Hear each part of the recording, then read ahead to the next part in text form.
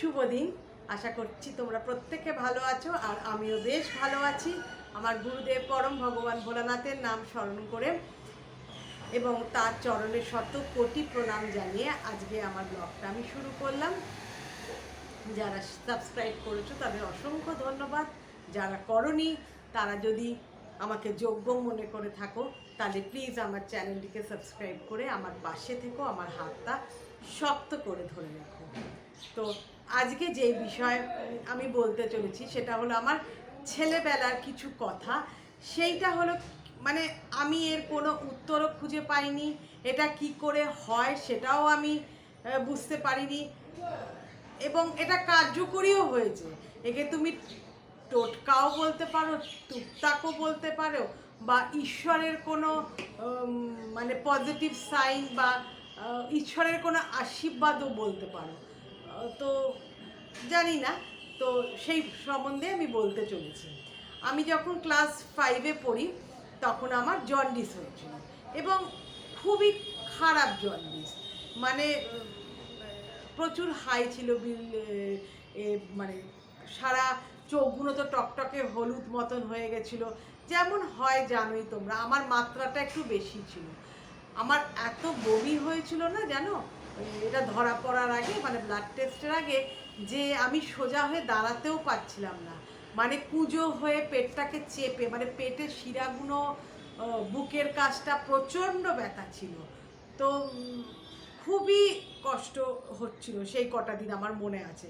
তো বাড়ির লোকেরা ভাবছিল হয়তো কোনো খাবার দোষে হয়েছে বা কিছু ব্যাপার হবে হয়তো, সেরকমই বমি থামাবার ওষুধ দেওয়া হচ্ছিল, গ্লুকোজের জল, তারপরে ওয়ারিশের জল, এরকম বারবার দেওয়া হচ্ছিল।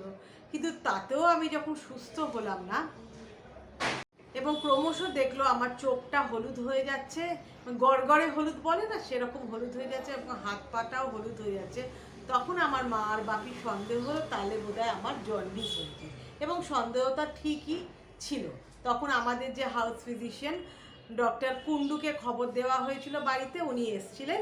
এসে তো উনি দেখেই বললেন যে আগেকার দিনে ডাক্তারদের না টেস্টের দরকার হতো না, তারা দেখেই বুঝতে পারতেন যে জন্ডিস হয়েছে।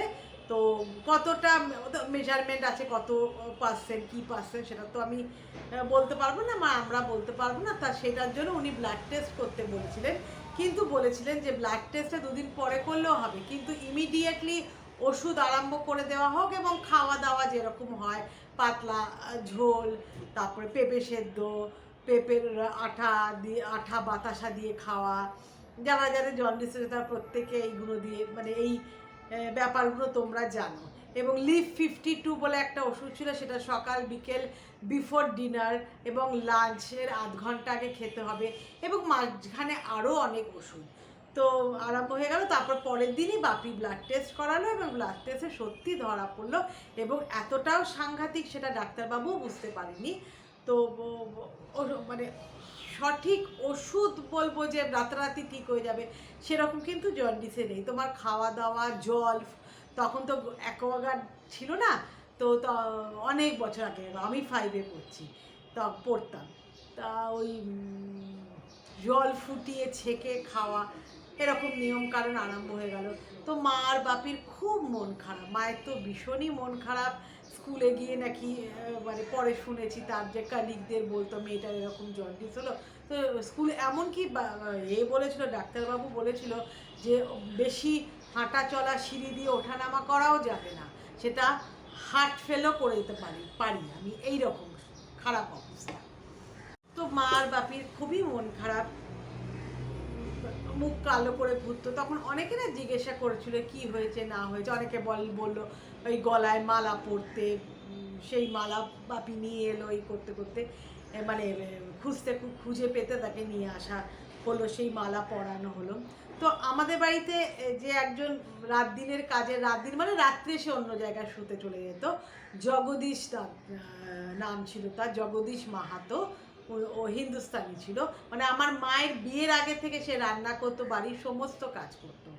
তো ঠিক এমনই হলো, ওই 5-এই আমার যে পুতুল আয়ামাসি ছিল সে চলে গেল। তার ওই বলেছিলাম, অনেকদিন আগে বলেছিলাম, ওর টিভি ধরা পড়েছিল, তো বাপি তাকে বললো সুস্থ হয়ে আসতে। তো জগদীশ দার উপরই পুরো চাপটা পড়েছিল। তারপরে আমি এরকম অসুস্থ হয়ে পড়লাম, মানে আমার দেখাশুনো স্কুলের যে বাস থেকে নামবো সব কিছু জগদীশ দার উপরে পড়লো। এবং জগদীশ দাকে আমি জগদীশ বলতাম না, জগদ্দা বলতাম, ছোটোবেলা থেকে ওইটাই হ্যাবিট ছিল। তো জগদ্দা একদিন বললো যে আমার না যেখানে আমি শুতে যাই ডেরা বলতো, আমি যেই ডেরায় শুতে যাই রাত্রিবেলা, ওইখানে একটা লোক আছে, সে এই জন্ডিসের মানে সেও মানে জগদ্দাও এত মানে মনে কষ্ট পেয়েছিল, জগদ্দা আমাকে বুটকুয়া বলে ডাকতো, এমন কষ্ট পেয়েছিল। তো সেও তখন গিয়ে তার ডেরায় গিয়ে গল্প করেছিল। তো ওই মেস টাইপের কিছু হিন্দুস্তানি রিক্সাওয়ালা তারপরে এরকম থাকতো।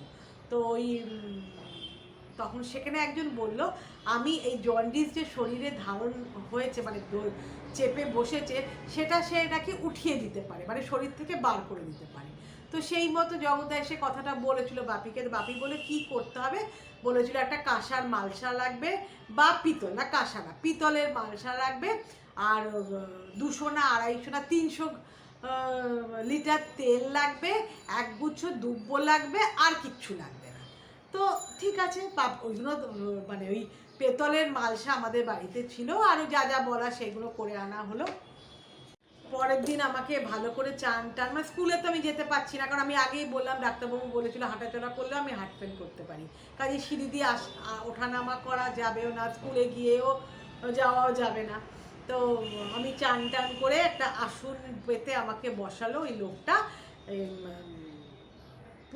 পূর্ব দিকে মুখ করে, ইস্টের দিকে মুখ করে বসতে বললো। এবং ওই মালসাটা না আমার মাথায় দিল, জানো, সেই মাথায় দিল ওই যে এক গোছা দুর্ব, সেটা দিয়ে কি বিড়বিড় বিড়বিড় করে কি মন্ত্র পড়তে লাগলো, এবং ওই তেলের মধ্যে না ঘোরাতে মানে লাগলো দুর্বটা। প্রায় আধ ঘন্টারও বেশি, আমার ঠিক মনে পড়ছে না, মানে অনেকক্ষণ, মানে আমি ধৈর্যচ্যুত হয়ে যাচ্ছিলাম করতে করতে। যখন মালসাটা আমার মাথা থেকে নামানো হলো না, একদম ওই তেলটা না হলুদ, যেন মনে হয় 100 গ্রাম হলুদকে মিশিয়ে দিয়েছে ওই তেলের মধ্যে। এবং একটুও বাজে কথা না, বা ও কিছু নিয়ে এসে মিশিয়েছে তা কিন্তু না, কারণ আমার মা আর বাপি সামনেই দাঁড়িয়েছিল এবং জগদ্দাও সামনে দাঁড়িয়েছিল। বললো এরম করে আরও 2 দিন করলে দেখবেন আপনার মেয়ের শরীর থেকে জন্ডিস চলে গেছে। ও জন্ডিসকে না কি একটা যেন বলছিল ওদের গ্রাম্য ভাষা, আমার ঠিক মনে নেই এখন, তখন তো 9-10 বছর বয়স, অতটা আমার মনে নেই। তারপরে সত্যি সত্যি ও 2 বার করলো, জানো, আমার যে খাবার রুচিটা চলে গেছিলো না, সেটা আস্তে আস্তে ফিরে এলো, খাবার রুচি ফিরে এলো, এবং আমার খুব খিদে পেতে লাগলো, যেটা জন্ডিসের সময় একদম চলে গেছিলো। রুচি ছিল না, জিভে খেতে ইচ্ছে করতো না, বেশি খেলে পরে মানে বমি বমি ভমিটিং টেন্ডেন্সিটা থাকতো, চলে গেল। তারপরে ডাক্তারবাবু তো দেখছেই, ওষুধ তো খাওয়া হচ্ছেই। তারপরে এরম করার পর না, ওইগুলো করার পর মাসখানিক চলে গেল, তখন ডাক্তারবাবু আর একবার টেস্ট করতে বললো। এবং কারণ আমার হাতের যে হলুদ হলুদ ভাবগুলো সেগুলো কিন্তু চলে গেছে, শুধু চোখের হলুদ ভাবটা একটু ফিকে হয়ে গেছে, এবং আমার টয়লেটটা যে হলুদ হচ্ছিল সেটাও না সাদার দিকে হয়ে গেছে। তখন বাপি গিয়ে বলতে ডাক্তারবাবু বলে আর একবার ব্লাড টেস্ট করা। তো সেবারে ব্লাড টেস্ট করে ধরা পড়লো 100% ছিল আমার ওই জন্ডিসের মাত্রাটা, ধরো আমি কথার কথা বলছি, সেটা নেবে গিয়ে 30 থেকে 40% হয়ে গেছে। মানে ডাক্তারবাবু অবাক হয়ে গেছে যে 1 মাসের মধ্যে কি করে এরকম ভালো হলো। কারণ বলেছিল ও যে পার্সেন্টেজ দেখা গেছিলো, এটা 3 মাস থেকে 6 মাসের আগে কমার কথা নয়। কারণ আমার না ওই ইন্টারভেনাস গ্লুকোজের ইঞ্জেকশনও চলেছিল, মানে সাংঘাতিক বলতে পারে। অবাক, জানো, মানে ডাক্তারবাবু অবাক হয়ে গেল। বাপি এই কথাটা ওনাকে বলেনি। তারপরে মাসখানিক পর না আমি একদম সুস্থ হয়ে গেলাম। সে বছর আমার অ্যানুয়াল পরীক্ষা দেওয়া হয়নি, কারণ বাপি গিয়ে যখন জানালো, তখন আমাদের নভেম্বরে, এখনও মাধ্যমিক বোর্ডে ওয়েস্ট বেঙ্গল বোর্ডের নভেম্বরেই অ্যানুয়াল পরীক্ষা হয়। তো যখন গিয়ে বললো, তখন প্রিন্সিপালের ঘর থেকে বলা হলো একটা রিটেন মানে দরখাস্ত, একটা অ্যাপ্লিকেশন জমা দিতে, এবং তার সঙ্গে আমার যে ওই ডাক্তার দেখেছে ওই সবগুলো জেরক্স করে অ্যাটাস্টেড করে দিয়ে, মানে অ্যাটাস্টেডটা মানে আটকে দিতে, মানে পাঞ্চ করে দিতে আর কি।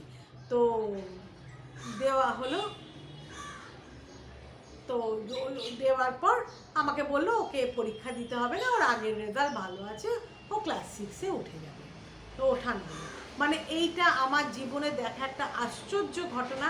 এবং আমি মানে জানি না, এবং এর এর প্রশ্নের উত্তর কেউ জানে না, আমার বাড়ির লোকেরাও জানে না, কিন্তু যেহেতু আমার চোখের সামনে দেখা, এটা কিন্তু একটা অবাক ব্যাপার। এবং আমার বাপির না মাঝখানে পায়ে কী হয়েছিল জানি না, পাটা না মচকে গেছিলো, বেকায়দা হয় না, হাঁটতে গেলে অনেক সময় পায়ে আঘাত লেগেছিলো, পায়ে প্রচণ্ড যন্ত্রণা হচ্ছিলো, তো তোমার এক্সরে করার পর যে পা ভেঙে গেছে এমনও না, লিগামেন্ট ছিঁড়ে গেছে এমনও না, ওই পা হাতটাতে এরকম অনেক সময় এরকম আমরাও টালমাটাল খাই, ওইরকম করতে গিয়ে বাপির না খুব ব্যথা হচ্ছিলো। তখন ওই লোকটাকে বলা হলো যে ও কোনো কিছু আবার এরকম ম্যাজিক করতে পারে কিনা, এটাকে আমি ম্যাজিকই বলছি। জানো লোকটা সত্যি ম্যাজিক করতে পারে। ও বললো একটা লোহার বাট ইয়ে হয় না, ওই যে ওজন করার যে হয় না, বাট খাড়া না কি বলে যেন, যাই হোক ওই যে ওজন করার যে ব্যাপারটা, ওই একটা জোগাড় করতে পারবে। তো বাপি বললো কোত্থেকে জোগাড় করবো, আর যারা সবজি বা মাছ বেচে তারাই বা আমাকে দেবে কেন। তখন বলি ঠিক আছে দরকার নেই, লোহার তালা আছে আপনাদের বাড়িতে? বলে হ্যাঁ লোহার তালা আছে।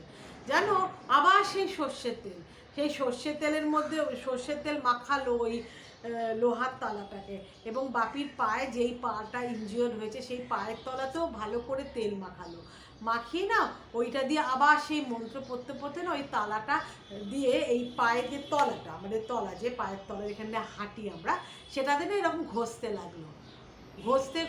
না ও মন্ত্র বলতে লাগলো, এবং কালো কালো কী সব উঠে এলো। তারপরে এটা আমি বলছি ওই 5-এর ঘটনার পর, আমি তখন 7-8-এ পড়ি, তো ওই কালো কালো না ওই হয় না মানে কষ টাইপের জিনিস উঠে এলো। বাপিরও জানো তো ওই রকম সপ্তাহে একদিন করে মাসখানিক বাপি করেছিল, একদিন কি দুদিন এরকম করেছিল। বাপি না যেদিন মরে গেল সেদিন পর্যন্ত, তার আগের দিন পর্যন্ত বাপি হেঁটে এন্টারি মার্কেটে ঘুরেছে, বাজার গেছে, সব করেছে, মানে পায়ের ব্যথা তো উধাও, এবং জীবনে কোনো দিন হয়নি পায়ের ব্যথা। তারপরে লোকটা দেশে চলে গেল, এরকম তো ছোটোখাটো অনেক অসুখ বিসুখ হয়, পরে খোঁজ খবর নেওয়া হলো, লোকটা না দেশে চলে গেল, যেন দেশ থেকে আর ফিরলো না, হয়তো সে মারা গেছে। ওই লোকটা ঋণ আমরা কোনো দিন ভুলতে পারবো না। আমি বলবো ওটা মানে আমি তো কোনো দিন মানে ম্যাজিশিয়ান তো আমরা দেখেছি, এবং ঈশ্বরেরও করুণা আশীর্বাদ দেখেছি, কিন্তু তখন মনে হয়েছিল ঈশ্বর বোধহয় ওর মধ্যেই এসে আমাদের বাঁচিয়েছিল।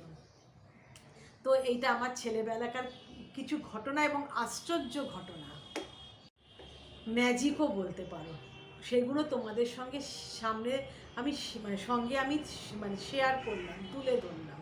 কিরম অদ্ভুত না, মানে আমি এই দুটো জিনিস কোনোদিন ভুলতে পারবো না, এরকম যদি আরও কাউকে পেতাম নিমেষে আমাদের অসুখ বিসুখ শেষ মানে করে দিতে পারতো। সায়েন্সের যুগে এখন অনেকেই এটা বিশ্বাস করবে না, বিজ্ঞানের যুগ তো বিশ্বাস করবে না, হয়তো ভাববে আমি বাজে কথা বলছি, বা ব্লগে আমি এটাকে তোমাদের আকর্ষণ করার জন্য বলছি, কিন্তু আমি ভোলানাথের নাম করে বলছি, আমি এক বর্ণও বাজে কথা বলছি না, মিথ্যে কথা বলছি না। তো কেমন লাগলো আমার এই ম্যাজিক্যাল ট্রিটমেন্টের কথা শুনে? যদি ভালো লাগে প্লিজ কমেন্ট করো, এবং আমার চ্যানেলটিকে সাবস্ক্রাইব করে আমার পাশে থেকো, কেমন? Thank you, bye by.